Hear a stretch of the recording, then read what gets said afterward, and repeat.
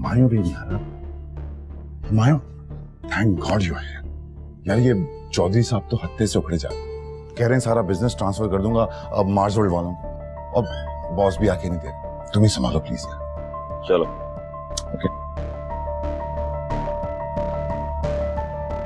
अस्सलाम चौधरी साहब। वालेकुम सलाम। हमें कैसे हो? क्या हाल है आपके? क्यों इतना परेशान है?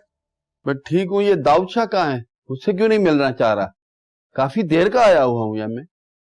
चौधरी साहब, असल में बात यह है कि अब इस ऑफिस के सारे मामलात मैं संभालता हूँ, तो आपको कोई भी किसी किस्म की भी तकलीफ है आप प्लीज मुझसे बात कीजिए।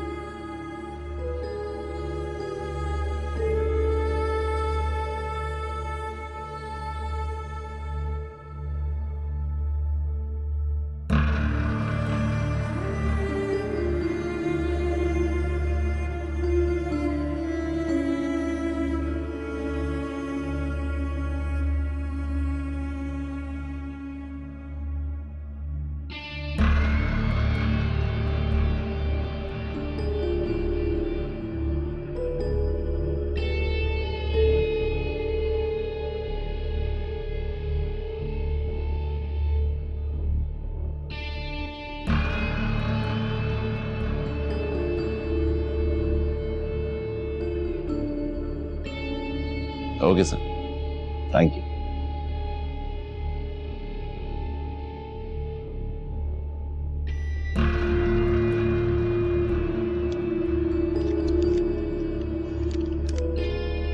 वाह, क्या चीज हो तुम हुमायूं, एक्सीलेंट।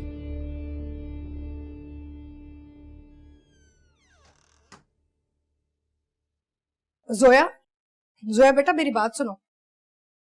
बेटा तुमने इस घर में ये नाच गाना सीखना शुरू कर दिया।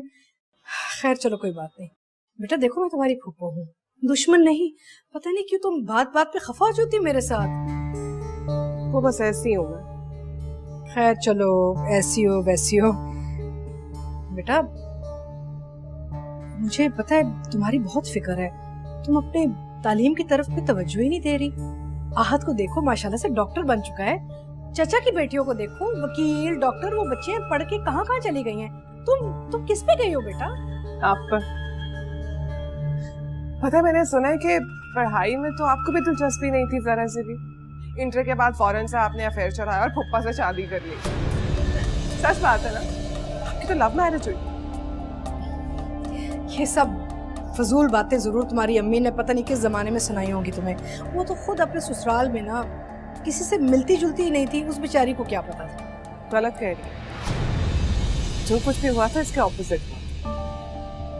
मेरी माँ चाहती थी कि वो घुले मिले उठे बैठे सब कुछ करे जो एक नॉर्मल बहू करती है, लेकिन आपने उन्हें ना सिर्फ अपने ससुराल से दूर रखा बल्कि डैड से। और अब आप चाहती हैं कि एकदम से सब कुछ ठीक हो जाए, ये सारी दुनिया खत्म हो जाए। To be very honest Pappu, अब काफी देर हो चुकी है। और भाई